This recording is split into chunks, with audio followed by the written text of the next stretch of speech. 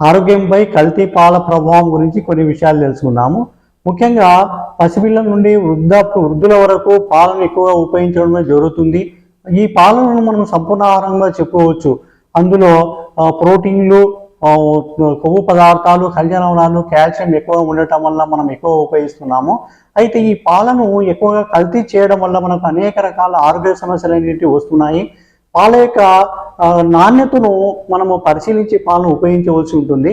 కానీ పాల యొక్క పరిమాణాన్ని పెంచడానికి నీటిని ఎక్కువగా ఉపయోగించడము, తర్వాత పాలలో చిక్కదనాన్ని పెంచడానికి యూరియాను ఎక్కువగా ఉపయోగించడం జరుగుతుంది.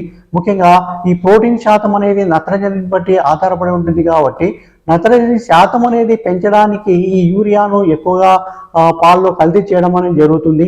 తర్వాత పాలలో నురుగను ఎక్కువ రావడానికి డిటర్జెంట్స్ను కలపడం జరుగుతుంది.